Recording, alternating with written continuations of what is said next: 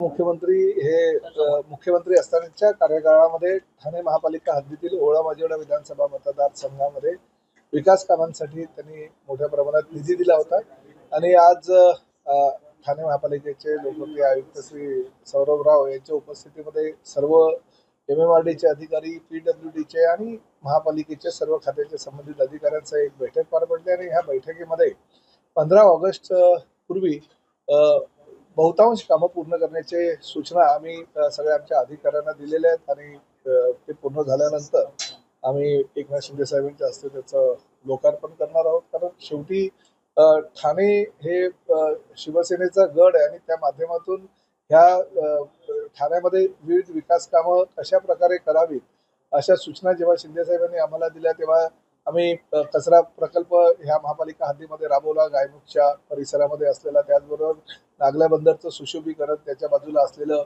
Mangrove garden, त्याच्या बाजूला असलेला वॉकवे, जवळजवळ महापालिका हद्दीतील सगळे जे उद्यान आहे त्याचं सुशोभीकरण, सगळ्या उद्यानांमध्ये हिरकणी कक्ष, जेणेकरून महिलांना फार मोठ्या प्रमाणात त्याचा फायदा होणार आहे. जुन्या ज्या विहिरी होत्या त्या विहिरींचं पुनरुज्जीवन करून ते पाणी वापरण्याजोगं कसं होईल याचाही आम्ही विचार केलेला आहे. ज्या स्मशानभूमी आहेत त्या स्मशानभूमीचं चांगल्या प्रकारे तांत्रिकदृष्ट्या त्या सुशोभीकरण करत असताना जे ठाणे महापालिका पहिली महापालिका आहे की पाळीव प्राण्यांसाठी सुद्धा आम्ही अंत्यविधीची व्यवस्था त्या परिसरामध्ये केलेली आहे. येऊरला काही निसर्गरम्य परिसर आहे, त्या ठिकाणी पर्यटन क्षेत्र, आदिवासी संस्कृती जपण्याचं काम आम्ही केलेलं आहे. उपवन तलावा शेजारील उद्यानाचं सुशोभीकरण असू द्या किंवा महापालिका स्तरावरील काही जी मोकळ्या जागा होत्या, तरण तलावाची आरक्षण होती, त्या ठिकाणी 4 तरण तलाव आम्ही बनवलेले आहे, 4 फुटबॉल टर्फ बनवलेले आहे. स्वर्गीय शिवसेना प्रमुख आदरणीय बाळासाहेब ठाकरे यांच्या नावानं कला दालन आणि त्याचबरोबर एक धर्मवीर आनंद दिघे साहेबांच्या नावानं जिमखाना आणि जे आनंदनगर नाका आहे त्या ठिकाणी महापालिकेच्या आरक्षित भूखंडावर 75 कोटी रुपये खर्च करून आम्ही अतिशय चांगल्या प्रकारचं स्पोर्ट्स कॉम्प्लेक्सचं काम, म्हणजे ह्या सगळ्या कामाला सुरुवात झालेली आहे.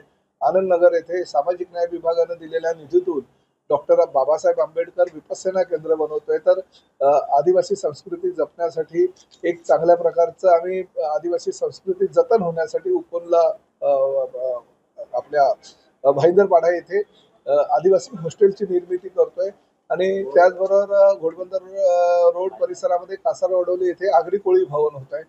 कासारवडोली येथे उद्यानं होत आहेत. महिला हॉस्टेल आम्ही घोडबंदर रोडला ओवळा येथे घेतोय. त्यामुळे अनेक विकास कामं आहे. ह्या विकास कामांच्या संदर्भात आज चर्चा झाली आणि चर्चा झाल्यानंतर आयुक्तांनी त्यातील बहुतांश कामं जी आहेत, जवळजवळ 50% अधिक ही 15 ऑगस्ट पूर्वी पूर्ण करण्याचे सूचना दिलेल्या आहेत.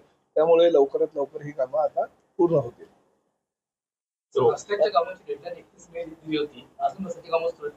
नाही बघा, पावसाळ्याच्या दरम्यान तुम्हाला एक कल्पना आहे की अनेक अडचणी येतात. कारण विद्युत विभागाच्या काही अडचणी येतात, MSCBचे पोल्स मध्ये असतात, ड्रेनेज लाईन असतात, पाईप लाईन असतात पाण्याच्या.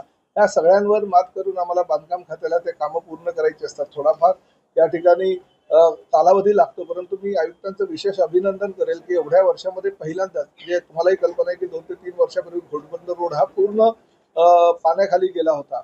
आज तशी परिस्थिती निर्माण नाहीये, कारण जवळजवळ 22 ठिकाणी आयुक्तांनी चांगलं सुनियोजित नियोजन करून कलवटचा निर्माण केलेले आहे. काही कलवट तर आमच्या अधिकाऱ्यांनी आतमध्ये जाऊन शोधून काढलेत आणि ते कलवट नवीन बांधतायत. नाल्याच्या बांधकामासाठी शिंदे साहेबांनी 75 कोटी रुपयाची तरतूद केली, ती कामं होत आहेत.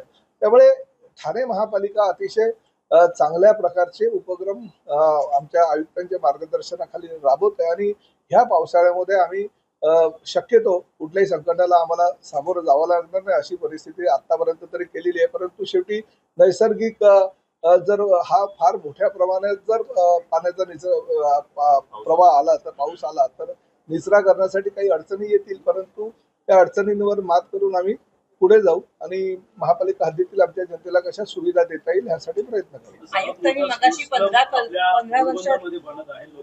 नाही, हा पहिला प्रकल्प ठाणे महापालिका हद्दीतील असेल. म्हणजे आम्ही 75 कोटी रुपये खर्च करून बोरिवडीच्या मैदानावर तो स्पोर्ट्स कॉम्प्लेक्स बनवतोय. म्हणजे त्या ठिकाणी खो खो असू द्या, व्हॉलीबॉल असू द्या, फुटबॉल असू द्या किंवा बास्केटबॉल असू द्या, त्याचबरोबर मॅटवरची कुस्ती, लाल मातीतील कुस्ती, आणि squash, long tennis, table tennis आणि इंडोर असलेले सगळे गेम्स हे त्या ठिकाणी केले जातील. त्यामुळे एक आमच्या प्रामुख्यानं महत्वाचं म्हणजे त्या ठिकाणी त्या मैदानाच्या चारी बाजूला सिंथेटिक ट्रॅक आहे.